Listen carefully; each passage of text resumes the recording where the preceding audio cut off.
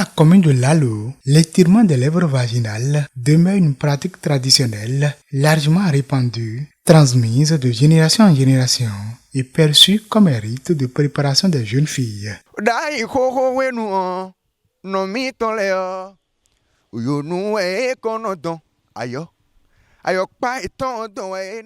y a une pratique dans la commune de Lalo, l'étirement des lèvres vaginales.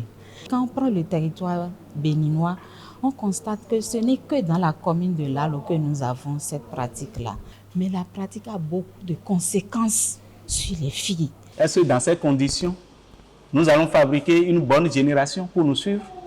Non. Cette coutume, pourtant nocive, comporte de graves conséquences physiques et psychologiques. Face à ce phénomène, encore très présent, Resfeco Bénin a lancé en août 2024 le projet Touche pas à mon sexe avec l'appui financier du Fonds africain pour le développement de la femme, AWDF.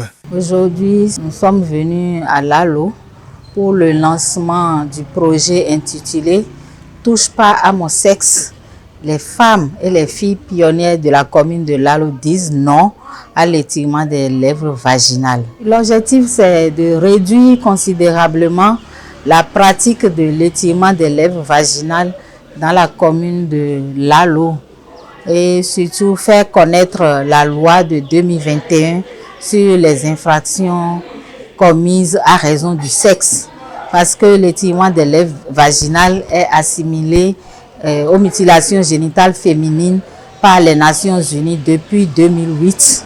Donc, cette pratique doit être punie comme les mutilations génitales féminines. Raison pour laquelle nous avons prévu des séances de mobilisation communautaire, des séances de sensibilisation. Déployées dans 6 arrondissements, à Rodjenako, Taou, Tito, à Khomandegbe, à Doukandji et Hlasame, l'initiative vise à déconstruire cette pratique à travers des activités de sensibilisation communautaire, des échanges avec les leaders traditionnels et religieux et des formations destinées aux filles victimes et praticiennes.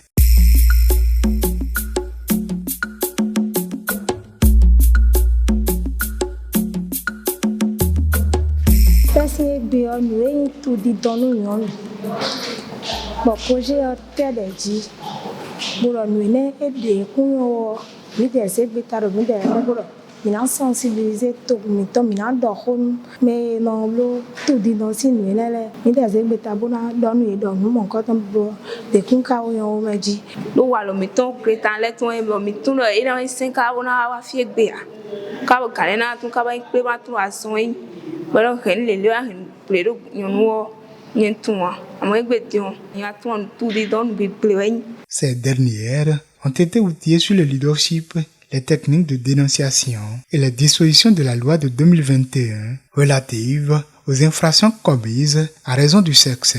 Nous avons invité les filles victimes et les filles praticiennes, parce qu'elles sont victimes mais elles sont également praticiennes, puisque dès l'enfance, les mamans commencent à étirer les lèvres vaginales de leurs filles.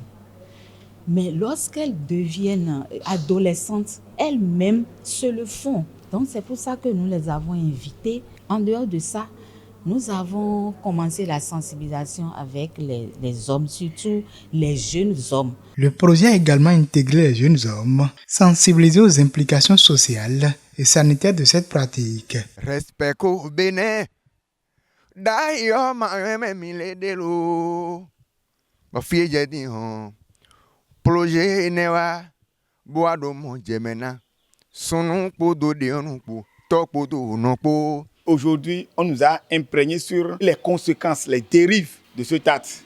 On est apte pour éradiquer ces fléaux dans nos localités. Avec la participation des représentantes de la CRIET et de l'Institut national de la femme, des séances d'information juridique ont permis de clarifier les sanctions encourues et les mécanismes de signalement. Le projet est un projet prometteur, on en avait vraiment besoin. On parle beaucoup des décisions, mais on oublie aussi que l'étirement des lèvres vaginales, c'est aussi une mutilation génitale de la femme.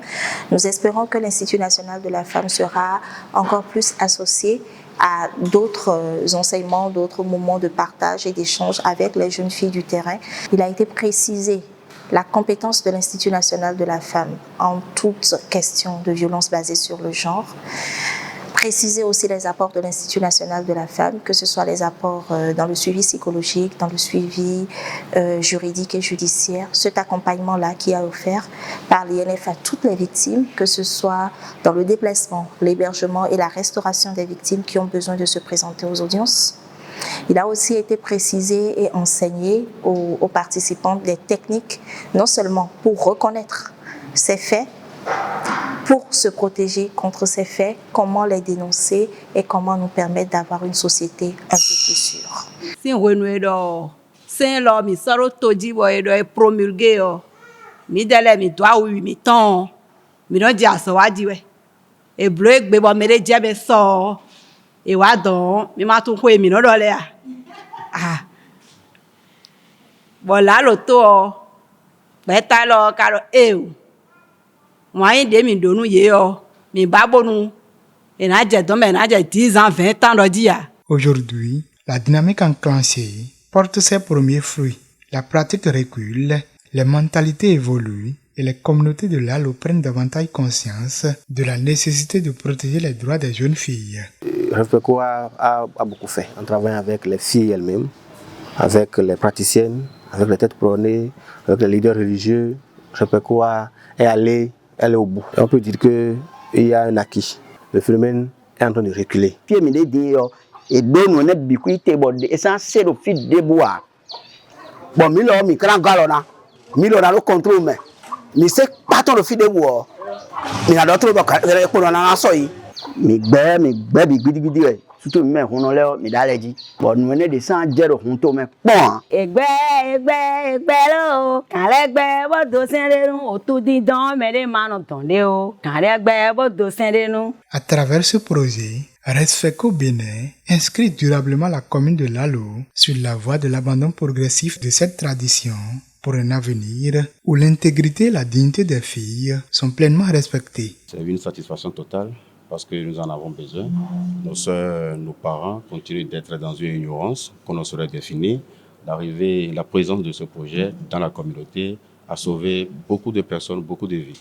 Nous en sommes fiers, nous en sommes reconnaissants. Nous voudrions très sincèrement remercier AWVDF pour cet appui financier qui nous permet de mettre en œuvre ces activités pour pouvoir lutter contre cette pratique qui a beaucoup de conséquences, non seulement sur les filles, mais sur leur progéniture.